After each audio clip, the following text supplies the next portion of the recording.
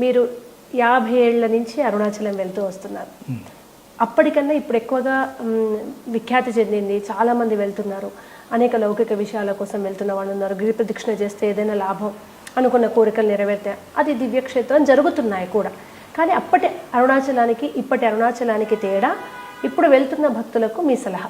చూడండి, అరుణాచలంలో కానీ రమణాశ్రమంలో కానీ ఆ చుట్టుప్రక్కల 30 కిలోమీటర్ల దూరంలో ఒక దివ్య శక్తి పనిచేస్తూ ఉంది.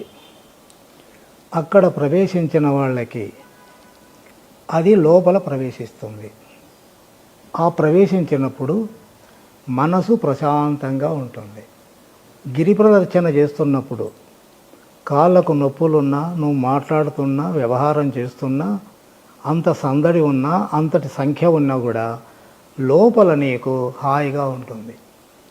హాయిగా ఉంటుంది. ఎందుకంటే ఆ దివ్యశక్తి యొక్క శక్తి తరంగాలు అనేటువంటివి నీ హృదయంలో ప్రవేశిస్తాయి.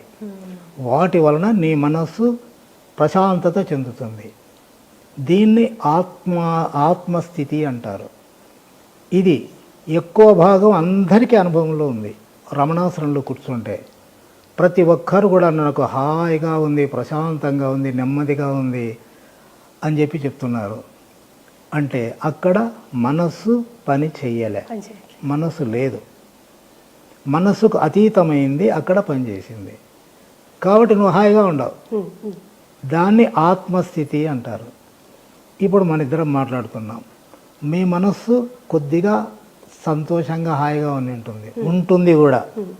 ఉన్నప్పుడు ఏమవుతుందంటే దాన్ని ఆత్మస్థితి అంటారు. అది ఏందో గొప్పది ఏం కాదు. ఆత్మస్థితి అంటే ఇప్పుడు మీకు కష్టాలు కానీ, బాధలు కానీ, సమస్యలు కానీ నీకు ఏమున్నాయో ఇప్పుడు నీలో ఏమన్నా ఉన్నాయో దాన్ని ఆత్మస్థితి అంటారు. ఈ ఆత్మస్థితిలో మనస్సు నిర్మలమైపోయి ఉంటుంది. దానికి ఉండే లక్షణాలు కోల్పోతుంది.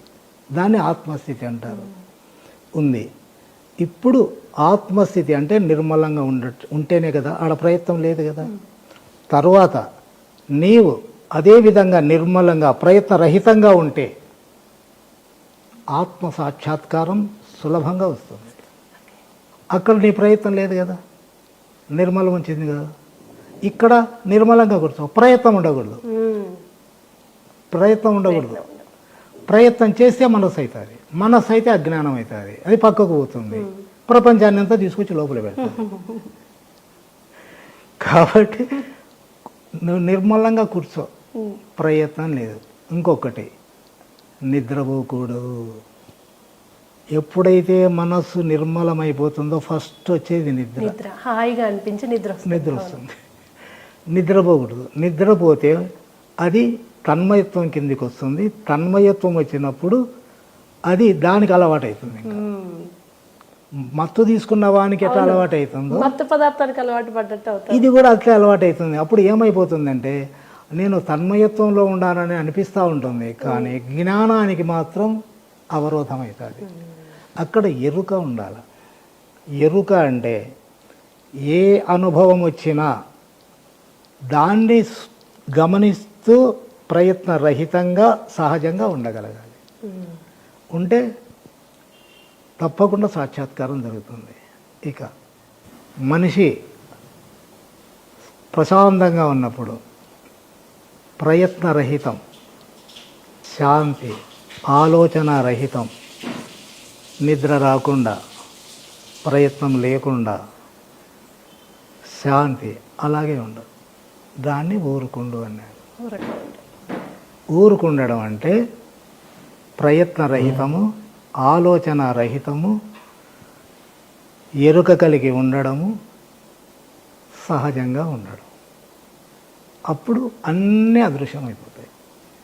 ఆ శాంతి దైవత్వము, అది అందరిలో ఉంది, అప్పుడప్పుడు పనిచేస్తూ ఉంది. ఈ శాంతి అనేటువంటిది శక్తి. శక్తి అంటే అర్థం కాదు, శాంతి అంటే మనసుకు అర్థం అవుతుంది.